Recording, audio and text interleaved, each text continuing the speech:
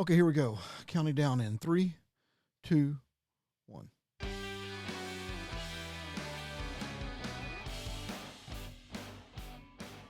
Hi, good morning, good afternoon. My name is Jimmy Ray Purser, and I am a student at UW Stout. And I'd like to talk to you a little bit about the Hawaii education system and an analysis we did here. So let's go ahead and take her away. I promise not to take more than 15 minutes of your time. When we first look at Hawaii, the Sandwich Islands, as they used to be called, Hawaii is a very interesting place. It's 2,400 miles from the mainland of the United States, and about 3,000 from Asia. And so, it has to have everything shipped in. Everything is logistics can be a major problem here. Everything is a lot more expensive. And the interesting thing about being expensive in Hawaii is that things are expensive based upon what island you live on, right? Because everything comes into Oahu, the major seaport there. Things are a little bit cheaper there than if you go to like Molokai or Kauai, because they have to arrive by ship in one place and then be shipped yet again to go to another one. So if you compare the cost of living to Hawaii to, let's say, Kenosha, it's like 48.6% more expensive to live there. And houses here in Kenosha, 73% cheaper. So whatever you're living on now, you got to understand that salary doesn't go as far. And the sad thing is the teacher salaries haven't increased hardly at all. They're a very strong union state, which we'll talk about.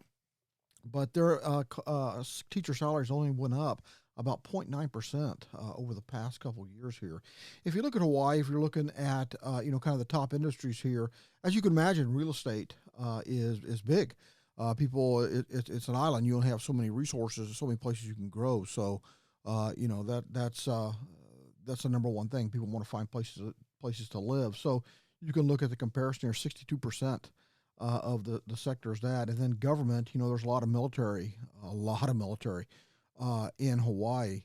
And then that comes down to service-oriented, which is 9%. A lot of people talk about the tourism of Hawaii and it being a big piece of that. And I'm sure you could probably say, well, real estate plays into that too, and I'm sure it does. But when you look at the ancillary services that tourism brings about, it's only 9% of the economy itself, just 3% points above what retail trade is in that environment. So definitely very different than a lot of places.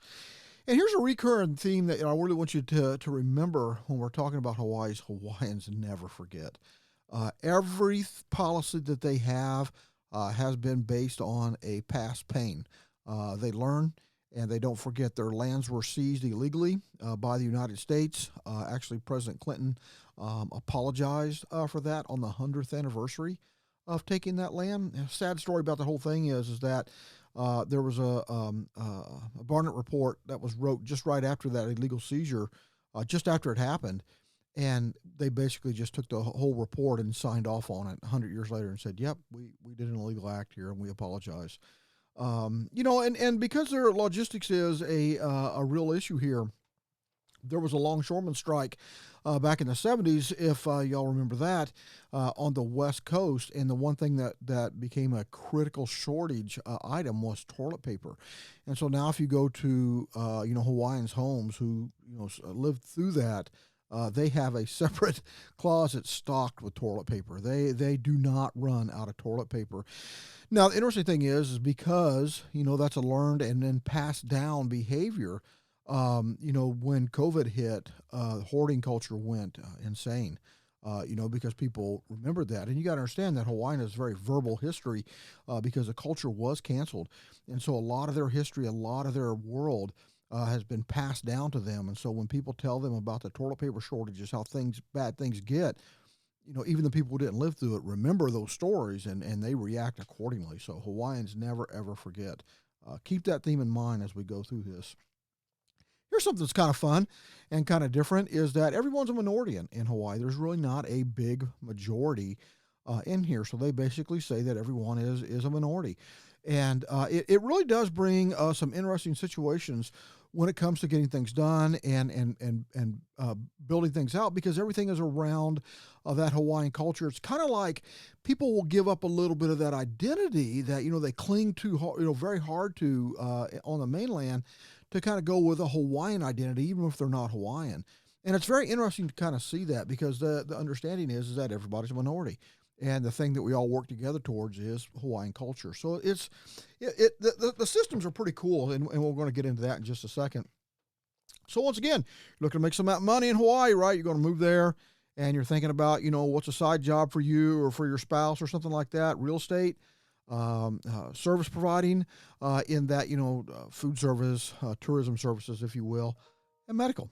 This is going to be a real problem in Hawaii. A lot of the population is getting older, and so they're going to need a lot more medical services. So now this really does add a very interesting twist, because when you think about, there's like 157 islands in the Hawaiian chain, and there's 7 major islands that people live on. There's only really one island that has really good health care, Oahu. So a lot of the older population is now moving into the Honolulu area there, so they can be closer to medical care.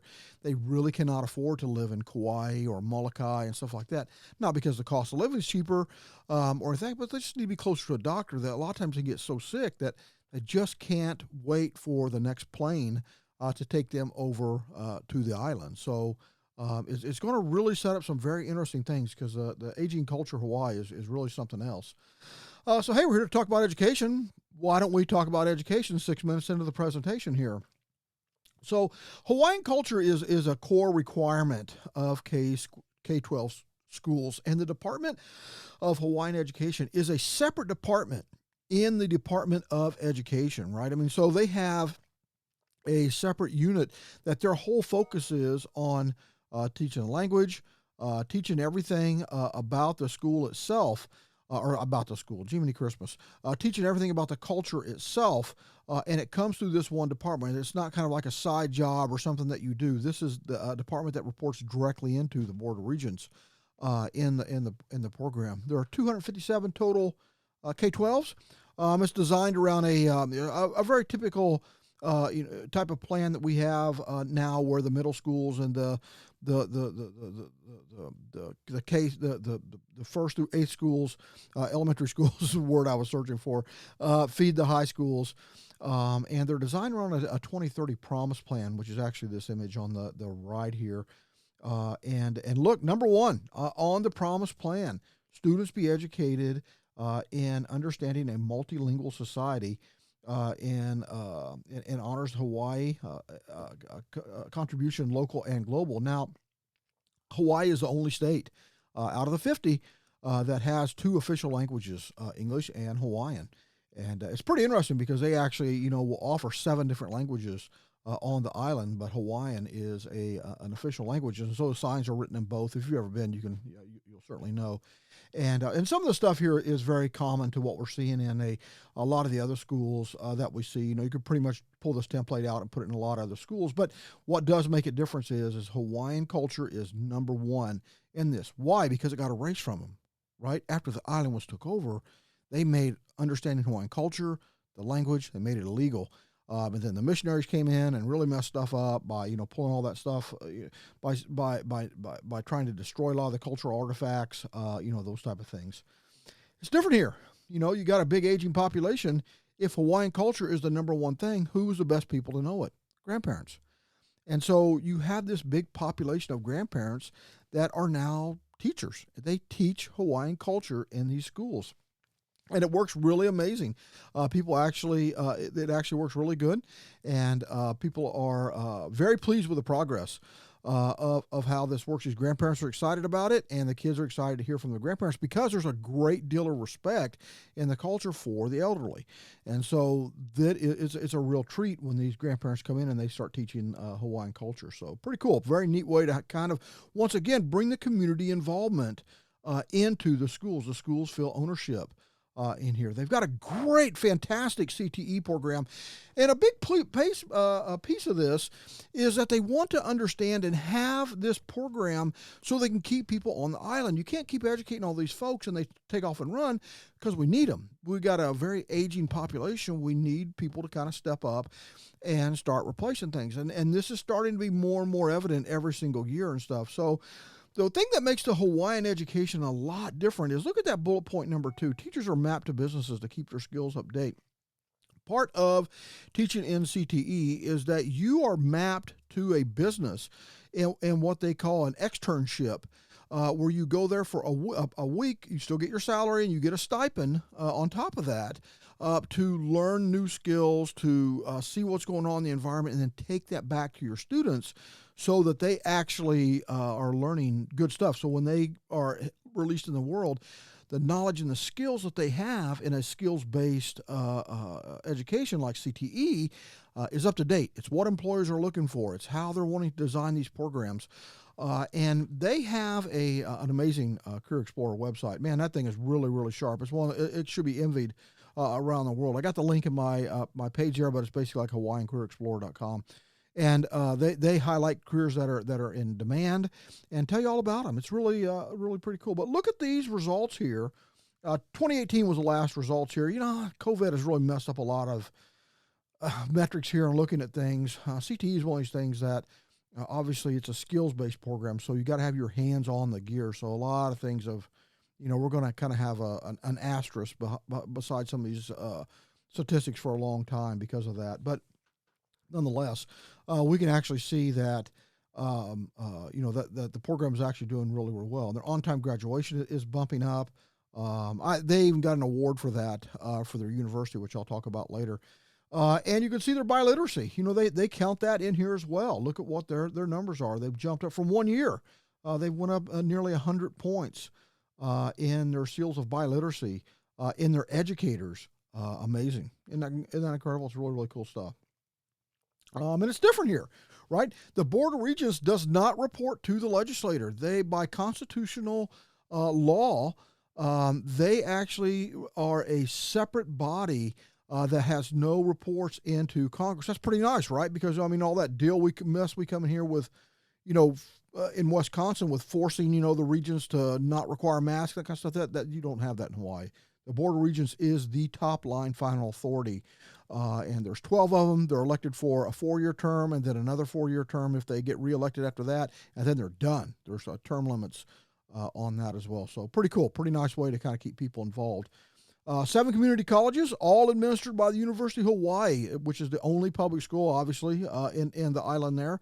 There are 10 total locations on 6 islands.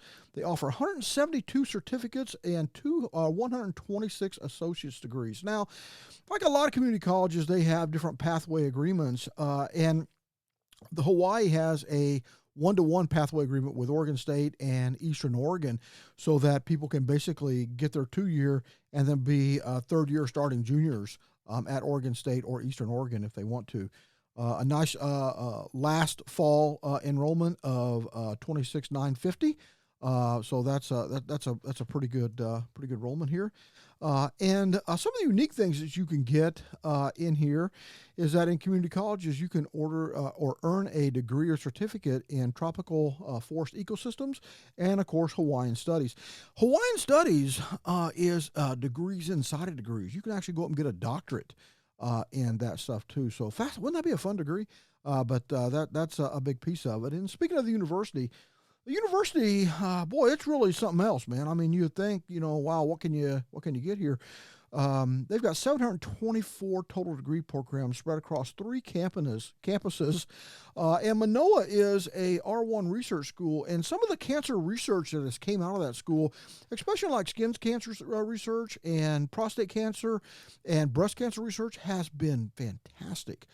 They have really been a thought leader in a lot of this stuff. They're an R1 school, very similar to what we have in Madison. And then Hilo is an emerging research school, which is really cool because, right, it's one of the only places in the world that you can actually study astronomy or volcanism, volcanoism. Volcano. You can learn about Mr. Spock.